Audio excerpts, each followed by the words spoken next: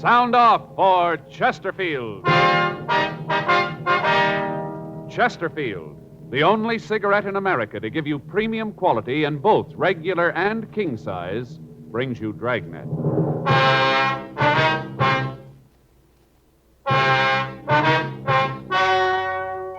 Ladies and gentlemen, the story you are about to hear is true. The names have been changed to protect the innocent.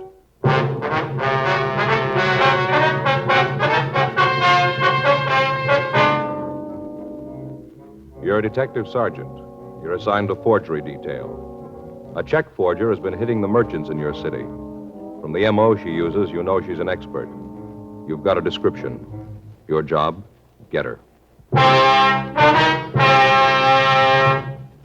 There's only one premium quality cigarette in America, available in both regular and king size, and that is Chesterfield. Premium quality in a cigarette means the world's best tobaccos, the best ingredients, the best cigarette paper. Only Chesterfield gives you this premium quality in both popular sizes. King size Chesterfield contains tobaccos of better quality and higher price than any other king size cigarette. That's certainly important to every king-size smoker. Of course, it's the same fine tobacco as in regular Chesterfield.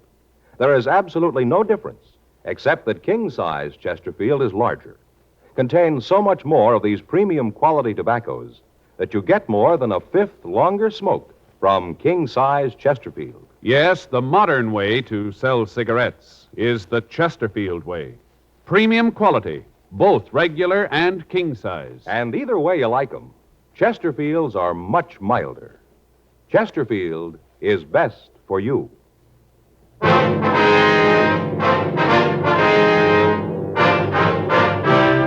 Dragnet, the documented drama of an actual crime. For the next 30 minutes, in cooperation with the Los Angeles Police Department, you will travel step by step on the side of the law through an actual case transcribed from official police files. From beginning to end, from crime to punishment, Dragnet is the story of your police force in action. It was Wednesday, February 6th. It was cool in Los Angeles. We were working the day watch out of forgery detail. My partner's Frank Smith. The boss is Captain Welsh. My name's Friday. I was on my way back from the forgery office, and it was 10:22 a.m. when I got to the mudroom. I'm sure about it, officer. If I ever see that woman again, I'll know her. Don't you have any doubt about it, I'll know her. Yes, ma'am. Now, if you'll just look through this book, please. Have you seen anyone who might be the woman, Miss Parkinson? No, not yet, Sergeant, but if she's got her picture in here, I'll find it for you. Never forget that face. So sweet and kindly. Sort of reminded me of my mother, rest her soul. I think that's why I cashed the check for her. I never would have done it if there hadn't been something like that. Yes, ma'am. I wonder if you'd mind running over it again for us. Might have been something you forgot, maybe? No. I wouldn't forget anything about her, but I can tell you about it if you'd like. All right, fine, Miss Parkinson. If you just start at the beginning again. Fine. Would you mind calling me Ethel? I don't much care for formality. Feel better when people call me by my given name. Yes, ma'am. If you go right ahead, please. Well, this morning's when I found out about it. Like to keeled right over when the check came back from the bank. Opened up the other mail, mostly from people who want to sell me things for the store, and there it was. Letter from the bank with a check inside. Stapled to one of those forms, you know, the kind they just check with a pencil. Uh-huh. Well, like I said, there it was. Place that was checked said the account was unknown. Well, you can just bet I got on the phone and called the bank people. Yes, ma'am, I understand. I told them they'd made some sort of mistake, that they'd better set it right. I was so sure that she wouldn't do a thing like this. Well, you know how banks are. They said they'd check it for me, and I waited on the phone while they did. And they said it wasn't any mistake. Well, you can just bet that I was hopping mad. Yeah, well, what kind of identification did the woman use to get you to cash the check? Well, she had several letters from her son. At least that's who she said they were from. I just bet she hasn't even got a son. And, sir, I'll bet she hasn't. Well, do you usually cash checks with that little identification? No, I don't, as a rule. Usually ask for a driver's license and a Social Security card. Figure that if a person's got one of those, that means that he's working. Figures that the check is good. Mm-hmm. Well, that's not always true, you know, ma'am. And don't I know it now? You just bet I do. Last time I'll cash a check for anyone that I haven't known for 10 years. Mm-hmm. Had you seen this woman around your store before this time? I've been trying to think about that. The shop isn't very big, but we do a pretty good business. Sometimes there are several people waiting. Get in a hurry, you know, and you aren't sure who you talk to. Yes, ma'am. Seems to me I've seen her in the store before, but when I stop and really think about it, I'm not too sure. You know how that is? Yes, ma'am, I do. When you boil it right down, I don't think I have seen her before. She just had one of those faces that you figure sure you know. Looked like such a lovely person. I see. About how old do you figure she was, ma'am? Well, like I said, I guess about 62, maybe a little older. Uh-huh. Might have been 65. Not much over that, though. Such pretty hair. Pure white, had it fixed in a real soft wave over her forehead. Old-fashioned kind of. Wore it in a bun, you know. Ma'am? Bun. Had the hair all rolled up and then pinned up back. Here. Back of her neck. And Looked it was so white, you say? Her hair was white. Yes. Looks so nice to see a woman act and look her age. So many of them try to look younger, you know. Yes, ma'am. How about her clothes? Oh, she was well dressed, had a sort of teal blue suit on, a black coat. Looked kind of like it might have been cashmere. Looked real nice. Little string gloves and all. You say she was a small woman, is that right? Yeah, she was little. Stood real straight, you know, shoulders back. But she was a little one, not more than 5'1" or maybe 2. Mm-hmm. Would she be slight or heavy? Beg pardon? Well, how much would you say she weighed? Maybe 100 pounds. Say she wasn't much heavier than that. No, sir, 100 pounds. Was there anything unusual about her, anything that might make her stand out? No, I don't think so, except maybe it was the perfume. Ma'am? Perfume, you know, how you kind of expect a little old lady to wear something kind of mild like violet, maybe. Something light. Yes, ma'am. Well, she had a real heavy perfume on. Smelled kind of like a French scent. Real heavy, like I said. It was one thing I couldn't figure out. What's that, ma'am? Well, she did have nice clothes and all, but all in all, she didn't look like she had a lot of money. Just moderate, you know? Mm-hmm. Well, that perfume must have been expensive. Must have cost a lot. Well, I guess she's making enough to afford it, ma'am. 10:34 a.m. Mrs. Parkinson continued to look through the mug books. She was unable to identify the woman who had passed the bad check. The merchants of the city had been victimized for the past 3 weeks by a forger. All of them described her as a kindly old lady using letters from her son in the East as identification. Frank and I had run the description we'd gotten through R&I with no result. The stats office had made several runs on the M.O., and all leads furnished by them had been checked out, but they led us nowhere. We'd obtained copies of the forged checks, and they'd been processed by Don Meyer in handwriting, but he'd been unable to offer us any new information. The names on each of the checks were different. We checked each of them out, but the leads went nowhere. All of the stores in the central area had been alerted. Descriptions had been distributed to the neighborhood merchants, but the check passing continued. We checked with our informants, but they failed to come up with any information. 2 weeks passed. The woman hit 12 more times. Her take was estimated to be over $2,500. The checks she passed were always for the same amount, $50. When it seemed necessary, she would purchase merchandise in order to cash the check. The articles she chose were in a price range so that the store owner would often cash the check rather than lose the sale. Thursday, February 21st, 8:34 a.m. Frank and I got back to the office. I'll get it. Forgery, Friday. Yeah. All right, where? How soon? All right. No, we'll see you there. What is it? Harry Allenson. Informant? Yeah, says he wants to see us right away. Yeah. Says he knows the woman we're looking for. The working detective knows that he's usually only as good as his informants. Quite often, when all other means of bringing a case to a successful conclusion have failed, the only thing that'll break it is information supplied by an informant. A detective will protect his informant. For as long as the informant can operate, the detective is assured of a steady flow of information. 9:45 a.m. Frank and I drove over to the coffee shop at the corner of Crawford and Spring Streets. Harry Allenson wasn't there when we arrived. We sat down and ordered a cup of coffee. Oh, that's good and hot. Yeah, it is. Hey, pass the sugar, will you, Joe? Yeah. There you go. Thanks. Okay. Wonder where Allenson is. What time did he say he'd be here? 9:45. Well, it's only a couple of minutes after that now. He'll be here. Wonder how right his story is. What did he tell you on the phone? Well, nothing, just that he knew what we were looking for. Said if we'd meet him here, he'd fill us in. There he is. Oh, yeah. Righty, Smith. Harry? Sit down. Yeah. Sorry I'm late. Got hung up in traffic. Oh, you got a car now, Harry? No, missed my streetcar. Had to wait for another. Say, you guys had breakfast yet? Yeah, we did a little earlier. You mind if I have something to eat? No, go ahead. Where's the waitress? Well, she was here a minute ago. I don't see her now. I'll go get her myself. Sure you guys don't want anything to eat? No, thanks just the same, Harry. Okay, be right back. Well, here we go again, Joe. Yep. Last time we met him, his meal cost $2.50. How much dough you got on you? Oh, I got a couple of bucks. How are you fixed? Well, not much better. Let's hope he doesn't order too much, though. How about some more coffee for you guys? No, thanks, Harry. Chow will be up in a minute. All right, how about this information, Harry, about the paper hanger? Oh, yeah. Funny the way I got it. That right? Yeah, I was up in Jack's bar last night. You know, just having a beer, shooting the breeze. All of a sudden, this old girl comes into the place. Kind of set everybody back on their heels. It looks so nice. Yeah, go ahead. Well, she slides up on one of the stools and orders a drink. Even Jack was taken in. Changed his apron and all. Anyway, she climbs up on the stool and orders some sherry. Made a big thing of it. How do you mean? Well, Jack started to pour some of it for her, and she stopped him. Said that she wanted California sherry. Said she didn't want any of that imported stuff. Said her family was one of the first ones in the state and that she believed in using homegrown products. She was kind of cute about it. Real little woman perched up on that stool. Looked a little like a cartoon. You know, the ones with the little old lady guzzling martini. Yeah, uh-huh. Oh, say, hold on a minute, will you? My food's ready. Be right back. Okay, Harry. How do you like that guy? It takes him 5 hours to get a point Well, over. there's nothing you can do about it, Frank. He's got to tell it his way. Well, I suppose so. Nothing like a big breakfast. I always say if you stoke up in the morning, you got it made for the day. Yeah, that's right, Harry. Farm breakfast, they call this. Tell you, that's easy. Oh, look at that sausage. Fried real good. I like it when it's like a rock. Can't stand pork that hasn't been cooked enough. Yeah. You want to go on with the story? Oh, yeah. Don't mind if I eat, do you? Got a big day today. A lot of things to do. No, you go right ahead, Harry. All right. Well, like I said, this old broad ordered the sherry. Uh-huh. Well, time went on. She must have had 3 or 4 of them. Yeah. A couple other guys came in, and I moved over to make room for them. Ended up sitting right next to the woman.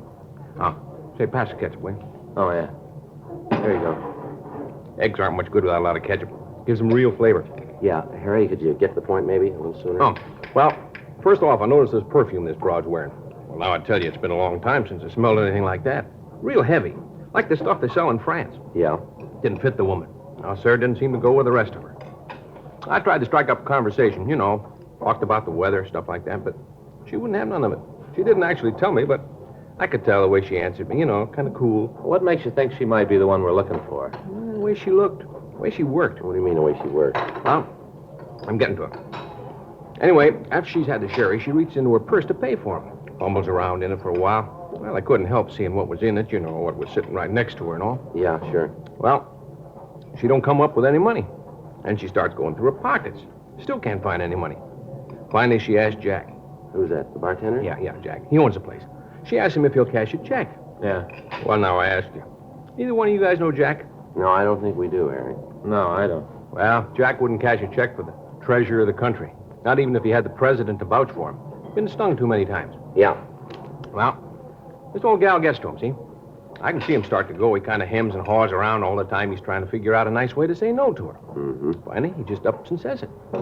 Well, right after he kind of waits and expects her to tell him off for being so mean to somebody like her, but she doesn't. Just kind of hunches her shoulders and then starts digging in her purse again. Takes everything out, puts it on the bar. Yeah. Now, it happens that her driver's license is lying right there on the bar in front of me. Couldn't help but read it, you know. Yeah, we know.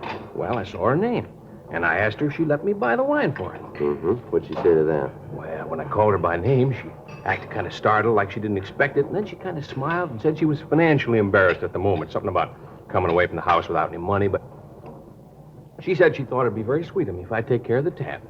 So I paid Jack the money, and I asked her if she'd like another one. She said she didn't think so, and then she got all her stuff together and put it back into her purse and thanks me. Then she got up and left. Yeah, well, what was the name on the driver's license? Do you remember that? Yeah. Got it written down here someplace. After she left, Jack and me got to talking about her, and then it hit me that she might be the one you're looking for. So I jotted down the name. You ever see this woman before, Harry? No, never laid eyes on her before she walked into Jack's last night. Now, here it is. Mm-hmm, thanks. Yeah, that's the name at the top of the paper. Right under, that's her address. The name on the piece of paper was Lillian Halstead. It was a new name in the case. It gave an address out near Bel Air. Frank and I called the name into R&I, but they had no record on anyone answering that description. We paid the check and thanked Harry Allenson for the information, and then we drove out to the address. It was a large house just off Sunset Boulevard. Mrs. Halstead wasn't in, but the maid told us that we'd find her husband at the Halstead School of Dramatic Arts. She gave us the address, and Frank and I drove out to the school. It was located in a large modern building out on Wilshire Boulevard. When we got there, Mr. Halstead was working with the advanced class in the drama section. We took a seat at the rear of the auditorium and waited for him to finish. You gentlemen wish to see me? Yes, sir. You're Mr. Halstead, are you? That's correct. Police officer, sir. This is my partner, Frank Smith. My name's Friday. How do you do? I do. What is it that you'd like to see me about?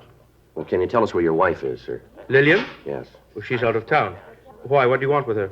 Well, what if you could describe her for us? Well, certainly, I don't understand what this is all about, Well, though. it's just a routine investigation. Routine? What's that mean? Well, just that we're conducting an investigation and a woman with the same name as your wife came up. We're just checking it out. Now, if you could give us a description of your wife, please. Yes, well, let me see. Lillian's 36. Yes, I would say she's 5 feet 6 1/2 inches. Weighs perhaps 130 pounds. Mm-hmm. What color's her hair, Mr. Halstead? Well, before she left, it was sort of an auburn. Lillian said something about dyeing it red. Might have done it since she's been gone. Where's your wife now? She's back in Washington. They're holding a drama festival, and she's back there looking it over. Do you have a picture of your wife here, Mr. Halstead? Yes, sir. I have one on my desk in the office. What if we take a look at it? Why, certainly. You can go out this way. Fine, thank you. Here, down this way, please. Thank you. You tell me what this investigation is that you're working on. Well, no, sir, not right now. We can't. Oh, you can. Cloak and dagger stuff, eh? No, sir, it's not exactly that. Oh, here, I'll get the door for you. Thank you. It's right this way. Excuse me a moment. Oh, here. Here's the picture. Lovely woman. Been a great help here at the school. Yes, sir. How long ago was this picture taken? Several months ago, I believe. Mr. Halstead, how long has your wife been out of town? Perhaps a week, 10 days, perhaps. Something like that. Mm-hmm. Did your wife drive a car, Mr. Halstead? Yes, sir, she does. Oh, I understand. The license. Sir? Lillian's driver's license. That's what you're here about, isn't it? Well, I don't understand, sir. Oh, you don't have to be cagey with me. Lillian lost her driver's license some time ago, asked me to get her a new one. I didn't quite get a chance to do it. You found it. That's it, isn't it? No, sir, that's not. We think your wife's license has been used as identification by some check forger. Do you happen to know where your wife might have lost the license? Why, no, we don't know exactly. It must have been about 3 months ago. She says that she dropped it here at the school, but I've looked all over for it, haven't been able to find it. I think she just left it someplace. She's terribly careless about things like that. Yes, sir. Is this about the old woman that's been forging the checks? Why do you ask that, sir? Well, that's another thing that I've been meaning to call you about. I was reading the paper one night, and all of a sudden it hit me. Sir? Well, I could be wrong, but I think I know the girl who's doing this.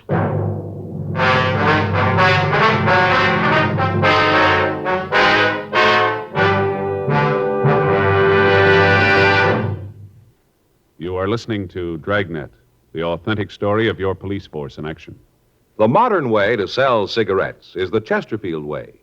Premium quality in both regular and king size. And we're the only one that does it. We tell you what Chesterfields are made of to give you that premium quality in both popular sizes. Our scientists select the best materials. They select for Chesterfield the world's best tobaccos, blend them just right. And they keep Chesterfields tasty and fresh with the best of moistening agents. Now, here's something else that's completely modern about Chesterfield. People smoke Chesterfield, and we tell you what happens, scientifically but simply. A medical specialist is making regular bi-monthly examinations of a group of people from various walks of life. 45% of this group have smoked Chesterfield for an average of over 10 years.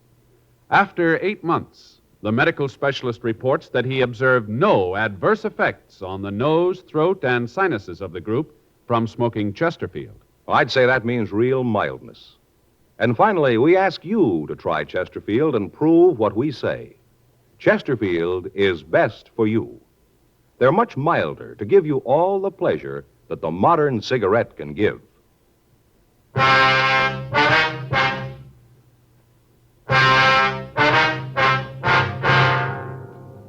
2:37 p.m. We ran the name Bert Halstead through R&I, but we got no make on anyone answering his description. Halstead told us that he thought we might be looking for a girl he identified as Peggy Small.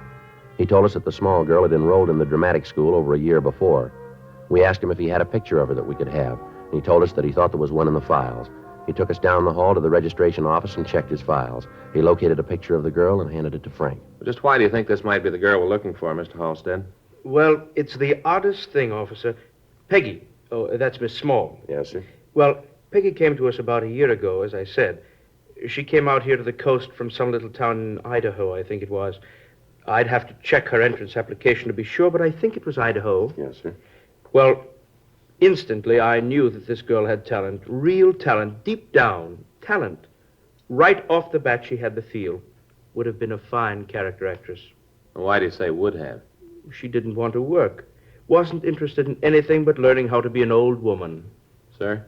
All she was interested in was learning to act like a little old woman. Oh. Now, we have a theory here at Halstead. Don't act, live. She did just that. Learned the makeup problems, dress, walk, everything. She even used to practice writing like a woman of 60 or so. I used to see her practicing by the hour. Did she ever give you any reason for all this? No. I asked her once, but she said that this was the way she wanted it.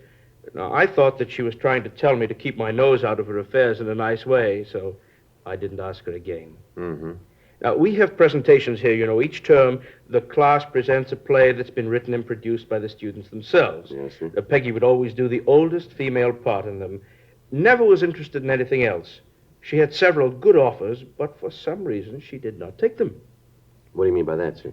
Well, one night a talent scout from one of the majors came out to see our play. Well, He what? was quite... Majors, the studio. I see. He was quite impressed with Peggy, offered her a term contract, good money. She'd have done well, but she just was not interested. I just can't understand it. Well, do you know where she is now? No, officer, I haven't seen Peggy since she left here. That was about 4 months ago. Wonder if you could tell us where she lived when she was enrolled here. Certainly. I have the address on her enrollment card. Well, that's fine. We'd like to have the names and addresses of any of her close friends, too, if we could. Oh, certainly glad to help. You think it could be her, Peggy, the woman you're looking for? Well, it could be, yes, sir. Odd. Now, I got to thinking about it when I read about it in the papers. Right away, it made me think of Peggy. How she used to talk about acting. Well, how's that, sir? Well, she used to always say there was only one reason for doing anything, and that was to come out on it. That was the trouble with most people. They just didn't know where they wanted to end up. But she knew where she was going. Well, maybe she was right. I beg your pardon? If she's the one we're looking for, we know, too.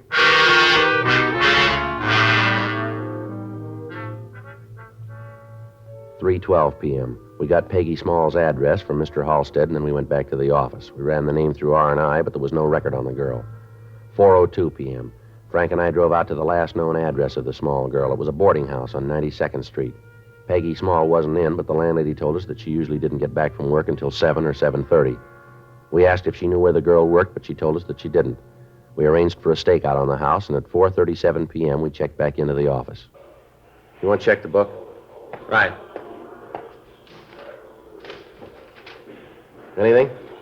Don't think so. There's a call from Faye. Wants to know if I'll be home for dinner. I better give her a call, Joe. Mm-hmm.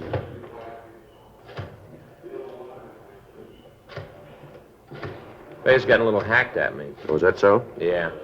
Last 3 nights she's waited dinner for me and I didn't make it. Mm-hmm. Hello, honey. Yeah. Well, I don't know yet. Yeah? Well, I think so. I know. Well, maybe another hour or so I'll know. Yeah. Okay, honey. Bye. If I don't make it tonight, she's going to scalp me. I get it. Forgery Friday. Yes, ma'am. What's that address again? All right. Yes, ma'am. We'll be right there. Well, your dinner's going to have to wait again. Why? Dry goods store out on Main. Forger's there now. In the process of the investigation, the police department had alerted the merchants throughout the city to the method of operation of the woman forger. Thousands of printed circulars had been distributed bearing her description. An artist's conception of the woman had been published in the daily papers, and the drawing had also been broadcast over the local television stations. The clerk in the store we'd gotten the call from had noticed a similarity between a woman waiting to cash a check and the description. From the information we'd gotten on the hot shot, the woman was waiting for an authorization for the check. When Frank and I got to the store, we met a small elderly woman. She produced identification in the form of a driver's license bearing the name Lillian Halstead. Frank and I asked her to go with us to the city hall for questioning. A policewoman was called, and the interrogation started. One look at her, and you could see that she was covered with a heavy makeup. I want you gentlemen to know that I resent the implication you're making. The idea of trying to make me out a vicious criminal. Ma'am, we're not trying to embarrass you. We just want to get to the truth here. I'm giving you that. I'm telling you what you want to know. All right, now let's get it over with. What's your name? Lillian Halstead. Is this your driver's license? Yes, it is. Then the thumbprint on it should be yours, too. Is that right? I'd imagine so, yes. Well, then suppose we go down the hall and take your fingerprints and compare it, huh? Now, you look here, young man. I know my rights. You're not dealing with some little schoolgirl this time. I've lived a long time, and I know just exactly what you can do and what you can't do. I know, for instance, that you can't take my fingerprints unless you want to arrest me for something. If If you want to make a fool out of yourself to that extent, then you go right ahead and do it. And mark this well, young man. I'll sue you for every nickel you own. I'll let the papers know about this. They'd love to know how you treat old women. They'd just love to know. You ever been mistreated in any way, ma'am? No, and I don't intend to be. There's a man on the way down here, ma'am, the name of Halstead. Wife's name is Lillian Halstead. That driver's license we found in your purse, the one you claim is yours, that's registered to his wife. He's coming down here to tell us that you aren't his wife, that you stole that license, that you were a student in his dramatic school. Now, why don't you save us all a lot of trouble here? Why don't you admit that you're the woman we're looking for, that you're Peggy Small? You're no old woman. Come on, how about it, Miss Small? All right, I lose. Guess I should have known. Mind if I take this wig off? It's kind of warm in here. We've been kind of waiting for it. Go right ahead. It was a good racket while it lasted. Crummy driver's license. I was doing all right as long as I used the letters. They should have been good enough for me. I should have known. What'd you do with the money? I've got it all, every last nickel of it. I almost had enough, too. Enough for what? Leave this lousy town, get out of here, go back east, New York. A couple more pieces of paper and I'd had it made. Could have left. Almost showed him good. Ma'am? Phony town. Months I pounded on doors, talking to agents, casting directors, talking to anybody who'd listen to me, trying to get a job, trying to get a break in pictures. None of them would talk to me, wouldn't even see me, this phony town. Yes, ma'am. They wanted character women. Didn't want any young women, character women. That's what they wanted. Well, I got to be the best of them. They didn't want me the way I am. I didn't want to work any other way, none. Had you fooled, didn't I? Had the whole town fooled. All of them. Phony place. I was going back east, back to New York. They know talent back there. They recognize it. They know whether you're real there or whether you're just a phony. They know it there. Yes, ma'am. We know it here, too.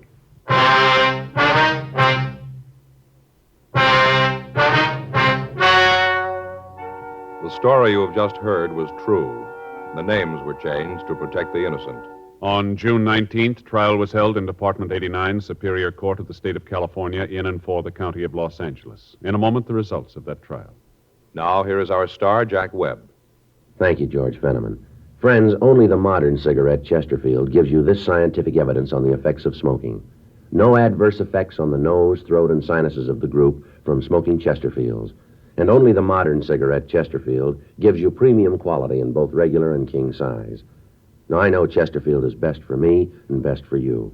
Buy 'em, regular or king size. Either way, they're much milder to give you all the pleasure the modern cigarette can give.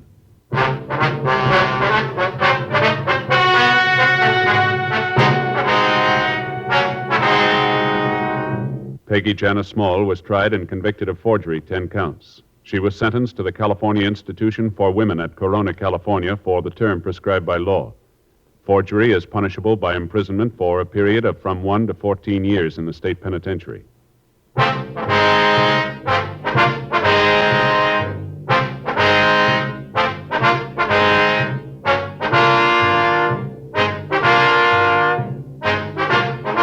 have just heard Dragnet, a series of authentic cases from official files.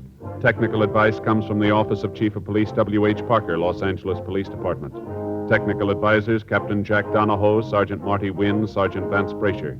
Heard tonight were Ben Alexander, June Whitley, Jack Crucian, Gene Tatum. Script by John Robinson. Music by Walter Schumann. Hal Gibney speaking.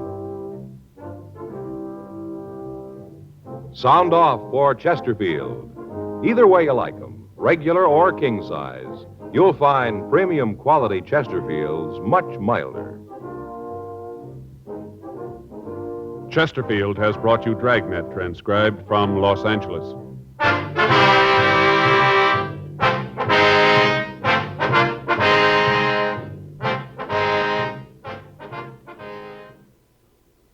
Tonight, it's Adventure with Barry Craig, confidential investigator on NBC.